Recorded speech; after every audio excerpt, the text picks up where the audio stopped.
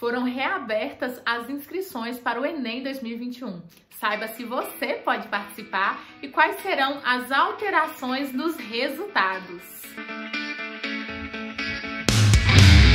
Olá pessoal, tudo bem com vocês? Eu sou a Thay e eu falo de assuntos acadêmicos de modo geral. Então, gente, foram reabertas as inscrições para o Enem 2021. No mesmo dia em que o Enem divulgou a nota, foram reabertas as inscrições, que vão do dia 14 ao dia 26 de setembro. Então, quem estava de fora, quem não conseguiu fazer a inscrição do Enem através do processo de isenção de taxa, teve essa nova oportunidade. Sabemos, que um grande número de pessoas faltaram na última edição do Enem, que aconteceu no início desse ano, devido à pandemia. E essas pessoas, elas foram isentas desta última edição. Então, elas não pagaram. Porém, no processo de tentar a isenção de taxa, essa pessoa deveria entrar com uma justificativa. E muita gente teve a justificativa negada. Então, elas não conseguiram fazer a inscrição porque não conseguiram a isenção de taxa. Como foi um número significativo de pessoas, teve então uma decisão judicial e foram reabertas as inscrições para o Enem 2021. Portanto, essas inscrições elas são exclusivas para quem faltou na última edição do Enem e foi isento da taxa. Então, se você faltou e você foi isento da taxa e você não conseguiu fazer a sua inscrição no período de inscrições anteriormente, você poderá então efetuar a sua inscrição agora. As demais pessoas que não pagaram, esqueceram de pagar, esqueceram de fazer a inscrição normal ou qualquer outra situação adversa, não poderão se inscrever nessa reabertura de inscrição do Enem. Bom, gente, para essas pessoas que vão se inscrever, agora nesse período de abertura de inscrições de 14 a 26 de setembro, elas irão fazer a prova no dia 9 e no dia 16 de janeiro do ano que vem, 2022. Então, essas pessoas que vão se inscrever agora, mais PPL, pessoas privadas de liberdade, irão fazer a prova nesse dia. Porém, as demais pessoas que se inscreveram anteriormente, ainda está confirmada a data para as provas do Enem, que acontecerá no dia 21 e 28 de novembro desse ano. Bom, gente, acredito eu que o resultado do Enem esse ano deve sair lá para o final de janeiro, início de fevereiro, isso se não houver atrasos. Por quê? Porque as provas que eles vão fazer em novembro, elas serão corrigidas ali, no início de janeiro, e essas pessoas que ficaram para fazer depois não são um número tão grande de pessoas. Acredito eu que no máximo 1,5 milhão de pessoas, mas não acho que vai ser isso tudo de inscrições não. Até os primeiros dias do período inicial, não tinha grande quantidade de pessoas com relação à abertura normal das inscrições.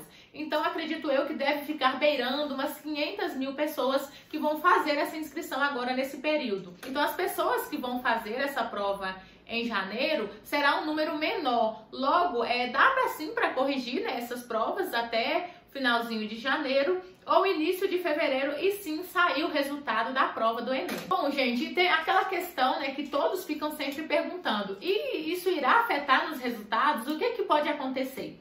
Acredito eu que não terá alterações nos resultados. Por quê? Porque a TRI, Teoria de Resposta ao Item, de cada prova, vai ser correspondente à prova. Então, se uma questão, de modo geral, for fácil, a maioria das pessoas fazerem e acertar aquela questão, ela vai ser considerada fácil dentro daquela prova e ela vai ter um percentual quantitativo ali, de acordo com os algoritmos, mais baixo. Se for uma questão mais difícil e que as pessoas conseguiram acertar todas as fáceis, acertou aquela questão, ela é considerada uma questão intermediária ou questão difícil, logo vai ter o peso ali correspondente àquela questão. Lembrando que o ideal é que você acerte as questões do Enem em uma ordem gradativa, que você acerte as fáceis primeiro, depois que você acerte as intermediárias e, por último, que você acerte as difíceis. Isso porque o Enem entende que se você acertar uma questão difícil e errar uma questão fácil, você chutou. Como que você pode saber um conteúdo mais complexo e deixar de saber um conteúdo básico elementar para saber uma questão difícil?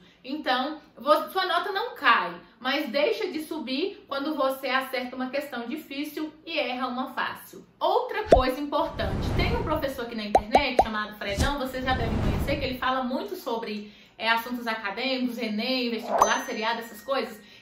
teve uma prova, acho que foi em 2016, que ele falou que teve uma reaplicação. Por ser um número menor de pessoas, estatisticamente, a TRI acaba que ela não mensura corretamente quais são as questões fáceis e as questões difíceis. Por exemplo, suponhamos que 100 mil pessoas façam essa prova em janeiro e 2 milhões, 3 milhões faça essa prova em novembro. Então a TRI de novembro ela vai ser mais ampla, vão ter mais pessoas que vão acertar determinada questão, classificando ela como fácil, e mais pessoas que vão errar questões difíceis, classificando ela como difícil. Logo, a TRI de novembro ela é mais assertiva do que a TRI de janeiro. Isso implica que os alunos de janeiro terão uma TRI um pouco mais obscura, mas não acredito que isso vai prejudicar significativamente os alunos. Com relação ao ProUni, com relação ao SISU, sabemos que as universidades federais elas estão com calendário acadêmico irregular. Esse ano vamos ter, em média, 3 semestres dentro de algumas faculdades, como por exemplo o FMG, o FVJM, porém as universidades particulares elas estão com calendário acadêmico regular e isso implica que o ProUni vai acontecer normalmente nas datas previstas para acontecer. Então, não se sabe como que vai funcionar isso ainda. Podemos estimar algumas situações que eu vou deixar para um outro vídeo o que pode vir a acontecer. Já deixo de antemão que, independente dessas situações adversas que vem acontecendo, devido principalmente à pandemia, não vai diminuir a concorrência vai ser a mesma. A tendência do Enem é ser sempre muito seletivo, principalmente nessa época de pandemia, em que algumas pessoas, os privilégios, eles são aflorados. As escolas estaduais, as escolas públicas, elas estão tendo um grande sucateamento do ensino, não estão dando o mesmo suporte do que as escolas particulares, então temos que levar isso em consideração. É claro que temos que pensar também que os alunos de escolas particulares, eles não podem concorrer à modalidade de cotas. Fica a cargo também das cotas tentar dar uma equilibrada nessa situação. Sobre o Enem em 2020, que aconteceu no início desse ano, vocês podem perceber, essa reflexão com relação à pandemia. As notas estavam extremamente altas, principalmente para os cursos mais concorridos, nas instituições de ensino mais concorridas do país, o FMG, o USP, o FRJ, então estavam muito concorridos. Medicina, então, nem se fala o tanto que estava concorrido. Isso aconteceu devido a essa seletividade dos alunos que tiveram esse privilégio durante o ano de 2020, durante a pandemia, de estudarem. Então, só estavam concorrendo uma concorrência seletiva. E mesmo aqueles que tinham o potencial, que têm o potencial, eles não afloraram esse potencial porque não tiveram, o suporte básico ali da educação para conseguir entrar na universidade. Isso é uma pena, mas é uma realidade do nosso país. Então, gente, o vídeo de hoje foi esse. Se foi útil para você, não esquece, deixa aquele like.